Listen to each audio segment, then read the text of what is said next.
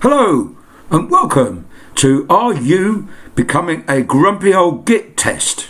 Hello, are you grumpy? Are you becoming a windbag? Oh dear. Can you see that you're becoming a grumpy old git? Oh no.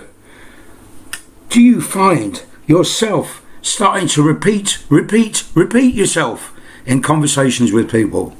Is the world being taken over by police constables who are beginning to look very young and small in stature? Yes, this and many other similar telltale signs may indicate that you are becoming a grumpy old git. Complete the following test to see how many indicators apply to you. Just pop a tick down on a bit of paper. But don't forget, the purpose of this test is mostly humorous and to help you avoid becoming a grumpy old git. Firstly, you have no idea what an old git is. Most certainly, you do not believe it relates to you. Spelling.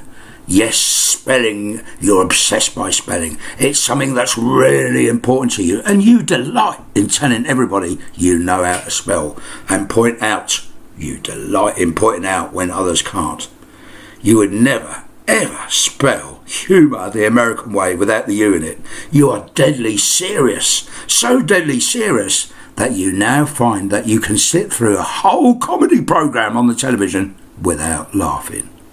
No titter, but plenty of tut-tuts. You are instead becoming increasingly obsessed about talking about litter on your local streets, and even more totally obsessed in spending time in your garden shed. When talking, you start by complaining about the youth of today. You will, for example, say that youth today can't spell. They always spell humour the American way without a U in it. And of course you like to start other sentences with, well, in our day. You'll say things such as, in our day we had decent comedies on the television, not like the rubbish of today. Humorous. Your anecdotes are getting longer and longer and longer and longer, and you can't help repeating yourself. You always like to dominate discussions by talking louder than anyone else, lengthily describing things in a dull, monotone voice, and people's eyes start to glaze over as you speak. You wave your hands around with enthusiasm as you speak. Your saliva begins to run as you get excited, and you accidentally spray people with spittle. You find daytime TV so rewarding, and in a dull, monotonous, loud voice, talk at length about programs such as Bargain Hunt. You take pride in being able to talk about any subject matter and delight in embarrassingly giving far too much information about topics. For example, you will go in great depths about the time you went to hospital and a nurse clamped your willy to enable the doctor to examine the inside of your plumbing by putting a tiny camera up your willy. Or you tell them your favourite joke. Why is Mrs. Claus so grumpy? Because he only comes once a year, and it's down the chimney. When you get a little bit excited, you can't help interrupting people when they're talking, and when you're in a good mood, you then start giving your advice about how to go about or doing or making things, or telling them about your specialist subject. Sheds. Sheds. Yes, you love sheds. You would like to hibernate for the whole of the winter in a shed. You like to play Sudoku a lot in your shed. That's the only place you get plenty of peace and quiet. In your shed, you keep your own mug in pride of place, on a shelf alongside your many specialist car cleaning materials, black stuff to make your tyres look brand new on worn out old tyres, and special bird excrement remover, and 12 different types of car wash and polishing products. You really need these products as you wash your car most days, and sometimes 3 times on Sundays. Ugh, really? 3 times on Sundays? Yes. And you chose your car for its large, robust, boxy shape rather than its 0 to 60. Yeah, talking of the 60s, back in the 1960s you drove a sleek, aerodynamic, twin-cylinder bubble car. Tiny, so tiny compared to that bulky thing you drive now. And when encountering other motorists, you like to wind down their window and you say, "Do you have a driving licence to drive that thing?" You put up a sign in your window to alert other motorists, see if I can find it here, that you are a grumpy old git. Yes you do. Here it is. I thought I lost it for a minute. Elderly driver, beware. Thank you. Yes. You put up the notice to remind them, and you put a notice up in your front windscreen, one on each side window and one in the rear. You really need to alert other motorists that you are grumpy old git. You don't have many friends, but when dealing with others you always know best, and you never miss an opportunity to moan. You don't have many friends, nah. But why is the sea so very grumpy? Well, wouldn't you be grumpy if you had crabs on your bottom?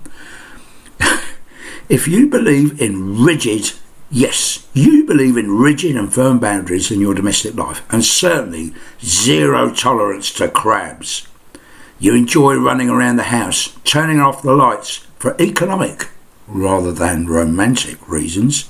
You're always overwhelmingly negative, and your overused catchphrases are, "Oh no, what have you done now? And you should have switched that light off." Tut, tut, tut, tut, tut, tut. Punctuate your conversations with disturbing frequency. Tut, tut, tut, tut, tut. You should have switched that light off. And loads of sighs. Oh no. Tut, tut, tut, tut, tut, tut.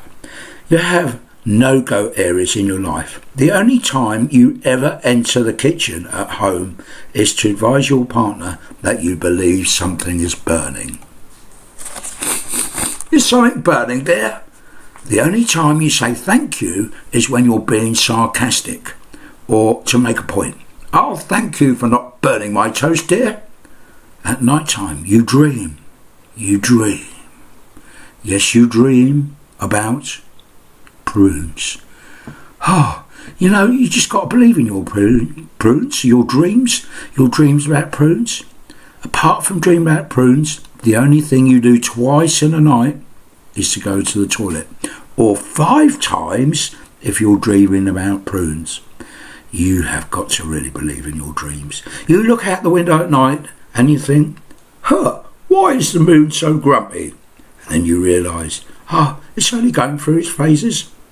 Last night, for a change, you very unusually went to bed feeling happy. But then happy didn't like it, so you rolled over the other side of the bed feeling grumpy. Well, I never. When you look at your face in the morning, in the mirror, you realise that you haven't laughed or smiled in weeks. And you are really pleased about it. You note your body is starting to carry excess weight. It's not just under the bags under your eyes, you're starting to sag everywhere. Any moments of happiness that you've experienced have been very brief and fleeting. You slam the door in the faces of carol singers as their expressions of joy are just too much for you, for Christ's sake. When you get dressed in the morning, you like to ensure that you're wearing both a belt and braces, and you like to put a knot in your handkerchief for the rare occasion you might go shopping to remind yourself that you must forget something. You try to insist that shopping is a duty to be undertaken by your partner, although you don't mind sitting in your car playing Sudoku whilst they're out there shopping without your wallet at their disposal, mind you, which is at all times safely tucked away in your pocket. Oh yes, it is. Whenever you return home from going out, after unfurling the umbrella, you have to straight away share not just 2, but at least 3 gripes with your partner.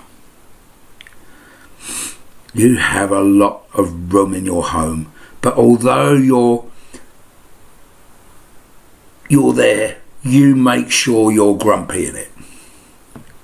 But you haven't got any room in your medicine cabinet. Medicines fall down on the floor when you open the door, and damn it, they still haven't invented a tablet to stop you being grumpy.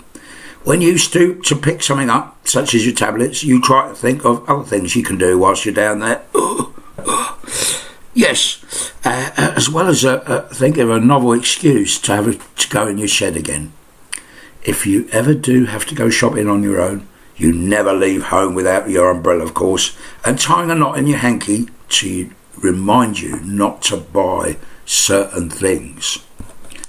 You always make a point of buying something that's caught your eye and completely non-essential, and then you'll deliberately forget to buy some of those paper tissues to blow your nose on, and toilet paper, of course. You also no longer buy green bananas, just in case.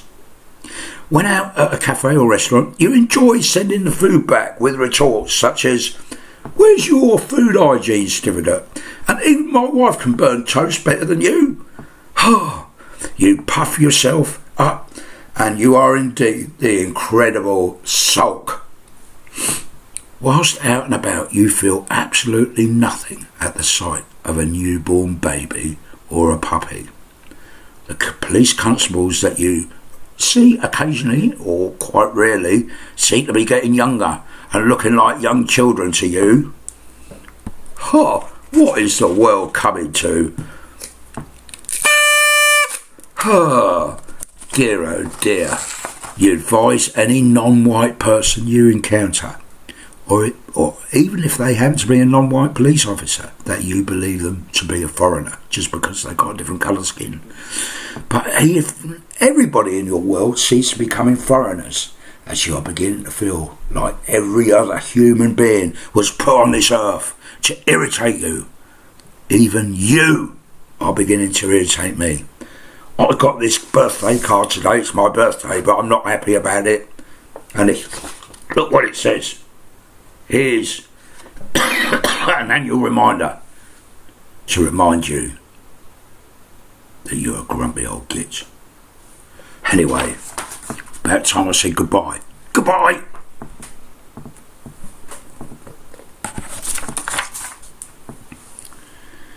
How do I switch this bloody thing off? Bloody moan, tut, spray. Ha!